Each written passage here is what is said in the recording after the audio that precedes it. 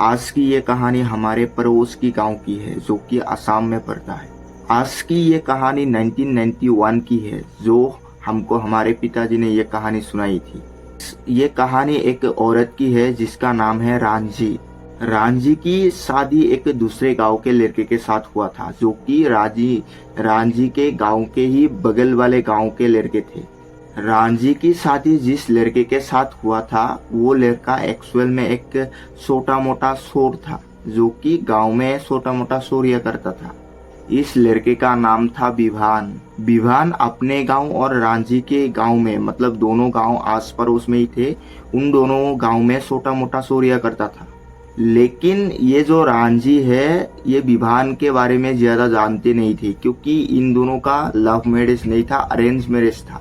तो उनके घर वालों ने विभान के साथ रांझी की शादी फिक्स कर दी। लेकिन रांझी और रांझी के घर वालों को ये नहीं पता था कि विभान एक चोर था। विभान और रांझी के शादी होने के करीब 3 महीने बाद विभान एक औरत की गले की हार चोरी करते समय पकड़ा जाता है। एंड जब विभान गांव वाले के एक औरत की हार चोरी करते समय पकड़ा जाता है तो सारे गांव वाले मिलके विभान को बहुत ही ज्यादा मारती है। एंड गांव वालों की मार खाते चलते विभान की मौत हो जाती है वहीं पर ऑन द स्पॉट। विभान उस गांव वाले के मार से वहीं पर मर जाती है। जब विभान की मौत का खबर विभान की पत्नी यानी रांझी को पता चला तो रांझी एकदम से सदमे में चले गई। एंड सदमे में चले जाने का रीजन सबसे ज्यादा यही था कि रांझी को ये नहीं पता था कि गांव वाले ने विभान को मारा क्यों, क्योंकि रांझी को आज तक नहीं पता था कि विभान एक चोर था जो कि गांव में कई लोगों के घरों में चोरी करता था। पहले भी विभान को पकड़े जा चुके थे लेकिन गांव वालों ने विभान को छोड़ दिया था। लेकिन जब विभान की मौत हो गई तो रांझी को लगा कि गांव वालों ने आपस की दुश्मनी में विभान को मार दिया है। तो रांझी एकदम से गांव वालों के ऊपर भड़क जाता है। एंड रांझी गांव वालों से बदला लेने के लिए काला जादू का सहारा लेता है। एंड रांझी के मन में खून सवार हो गया था। कुछ भी ना कुछ करके रांझी उस गांव वालों के लोगों से बदला लेना चाहता था। एंड रांझी इस बदले के लिए कुछ भी हद तक जा सकता था। एंड रांझी ने एक तांत्रिक बाबा से मिलके काला जादू का सहारा लिया गांव वालों के लोगों को मारने के लिए या बदला लेने के लिए। एंड विभान की मौत के करीब 10 या 15 दिन के बाद उस गांव में एक बहुत ही भयानक घटना घटने लगी। जो भी इंसान जो भी मर्द रात के 10 बजे के बाद उस गांव में बाहर निकलता था किसी काम से हो या किसी भी वजह से, अगर कोई भी मर्द रात के 10 बजे के बाद अपने घरों से निकलता था तो वो इंसान अगले दिन सुबह नहीं देख पाता था। एंड वो इंसान मर जाता था। उस गांव के गेट में उस इंसान की लाश पाई जाती थी। और जो भी इंसान मरा हुआ होता था वो इंसान कुछ अजीब था। वो उस इंसान की सिर नहीं होती थी, उस इंसान की दोनों हाथें नहीं होती थी। तो ऐसे करके उस गांव में एक बहुत ही भयानक परिस्थिति आ पहुंची। उस गांव में हर दिन एक नए मर्द की, जो भी इंसान रात के 10 बजे के बाद उस गांव में अपने घरों से बाहर निकलता था उस इंसान की अगले दिन सुबह लाश पाई जाती थी। और लाश के उस इंसान की लाश की सिर नहीं होती थी एंड दोनों हाथें नहीं होती थी। ऐसी हालत में उस इंसान की लाश पाई जाती थी।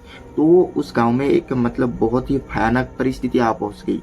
तो गांव वाले ये सोचते रहते हैं कि किसी ने मार दिया हो या किसी ने कुछ किया हो। किसी भी गांव वाले को इस चीज के बारे में पता नहीं था। एक दिन कहीं ना कहीं से गांव वालों को ये पता चलती है जो विभान थी जिसको गांव वाले ने चोरी करने के चलते मार दिया था, उसकी पत्नी जो रांझी है वो किसी तांत्रिक बाबा से मिलके गांव वालों के लोगों के ऊपर काला जादू कर रहा था। एंड विभान की मौत का बदला उस गांव वालों से ले रहा था। तो सारे गांव वाले ने गुस्से में आके विभान के पत्नी के घर में चला गया क्योंकि गांव की ज्यादातर मर्दों की मौतें होने लगी। तो गांव वाले मतलब बिना कुछ सोचे समझे विभान की पत्नी जो कि रांझी दूसरे गांव में रहती थी उसके पास चले गए एंड इस गांव के सारे लोग मिलके विभान की पत्नी को जिंदा जला देती है उसी के घर में। एंड जब विभान की पत्नी को गांव वालों ने जला दिया अपने घर में तो विभान की पत्नी मां बनने वाली थी। तो रांझी ने मरते समय जब मतलब गांव वालों ने रांझी को अपने घर में जिंदा जला दिया तो जलते मतलब रांझी जब मर रहे थे जलते हुए तब रांझी ने गांव वालों से कहा कि ये चीज यही खत्म नहीं होगी, मैं मरने के बाद भी तुम लोगों से बदला जरूर लूंगा। एंड वही हुआ। करीब रांझी के मौत के 1 महीने बाद जो दूसरे गांव वाले थे वहां पर एक बहुत बड़ा महामारी फैल गया जो बहुत ही अजीब तरीके का था। एंड मतलब जिसको भी ये बीमारी लगती थी उस इंसान की दोनों आंखें बाहर निकल आती थी और ये महामारी सारे गांव में फैल गई। तो लोगों मतलब हाहाकार मच गई, लोगों के दिल और दिमाग में एक ऐसा डर बैठ गया कि लोग बाहर नहीं निकलते थे। वो गांव एक तरीके से एक शमशान में बदलने वाला था। तभी सारे गांव वालों ने मतलब गांव वालों को आवाज हुआ कि ये हो ना हो वो रांझी के वजह से ही हो रहा हो, क्योंकि जब गांव वालों ने रांझी को जला दिया था तो वो एक मां बनने वाली थी। तो रांझी ने मरते समय गांव वालों को ये श्राप दिया था कि ये यहीं पर खत्म नहीं होगी, मैं फिर से आऊंगा।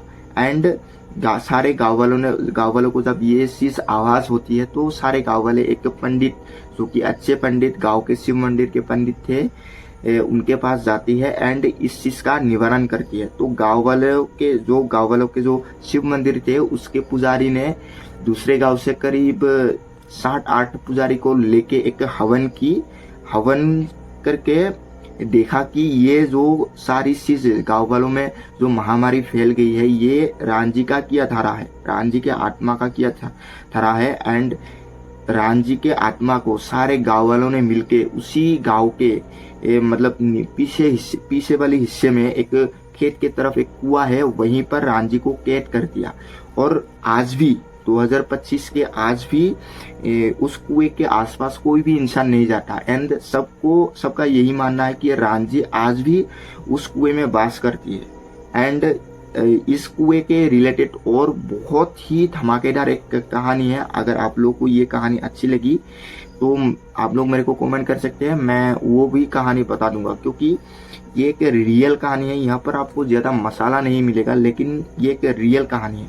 और रांझी को जब उस कुएं में वो बाबा लोग वहां पर मतलब कैद कर लेती है तो वहां पर भी रांझी ने कई सारे गांव वालों को मतलब मार दिया था। तो उसका कहानी अगर आप लोगों को चाहिए तो आप लोग कमेंट कर सकते हैं।